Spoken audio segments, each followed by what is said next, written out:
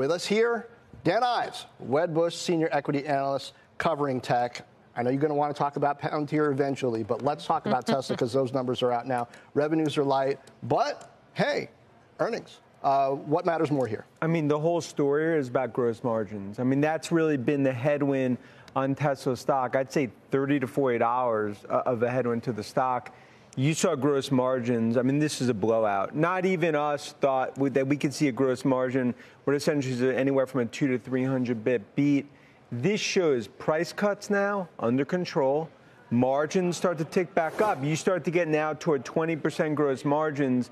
I think this is the start of the stock ultimately. This will have a 3 in front of it as a stock as the gross margins start to trend up and as well as growth into next year from a delivery perspective. So does the robo-taxi stuff matter?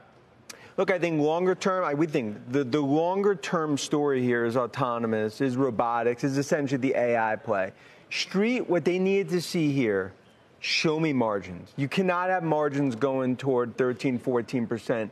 Now that margins are starting to level off, that is so important, not just from a cash flow perspective, but showing the worst is in the rearview mirror. And when you think about all the bears and all the negatives, it comes down to deliveries will start to uptick. China, I think, is a source of strength in the quarter. But that gross margin, it's a Goldilocks for any bear. Okay, it's a Goldilocks for any bull. The bears, it's kind of a nightmare for, because that was ultimately the core of the story. Yeah, to your point, free cash flow, $2.74 billion. That trounced expectations for Q3. But some of the details we're getting here on the outlook, I think, are also really notable. They're basically saying, despite the ongoing macroeconomic conditions, we expect to achieve slight growth in vehicle deliveries in 2024. Also talking about energy storage deployments that are going to more than double this year. But perhaps this is most notable because I know you've written about this, saying plans for new vehicles, including more affordable models, remain on track for start of production in the first half of 2025. What should we take away from that when I know a lot of folks have been looking for a sub-$30,000 vehicle? We're even expecting to get some details on that at the Robotaxi event, which maybe was unrealistic. The linchpin to the story from a growth is a sub-30K vehicle. And I believe that hits by middle of 2025. That's the growth. I mean, that's ultimately, you're talking about like single-digit growth this year. That's how you get to 10, 12, 15% type growth. Margins under control, that's what the bulls want to see. And I think the fact that they actually doubled down on it, and I expect clearly on the conference call they'll focus not just on margins, but more details around that vehicle. Look, Robotaxi Day, we could argue, many would say that they're disappointed. I believe ultimately that shows the vision, the autonomous and the AI vision.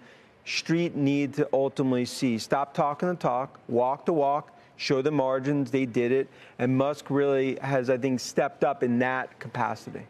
In what's been a year of softness for EV demand and obviously more adoption of hybrid vehicles, for example, are we going to look at Q3 as an inflection point for that changing, especially when you look at results like this today? Or is this a Tesla-specific story as they do deploy more manufacturing techniques, more software, more AI, both internally and externally? I think it's a combination. I mean, you had you look at GM's quarter. I mean, that was a Juan Soto-like quarter for GM. And then you look at what we've seen in terms of Tesla.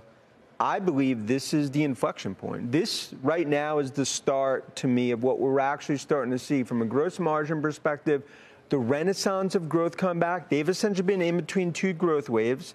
Next year, you have a sub-30K vehicle. Then the autonomous and AI vision plays out. And that's, in our opinion, that's how you get to trillion and a half market cap. And right now, as we've seen, look, New York City cab drivers bearish on Tesla. Okay. And I think that's a good setup relative to what we see in the next 3-4 quarters. Listen, we got to go, but quickly, Palantir, your reaction to that news? I mean, that's huge. It just shows doubling down on Karp and Palantir on the defense side.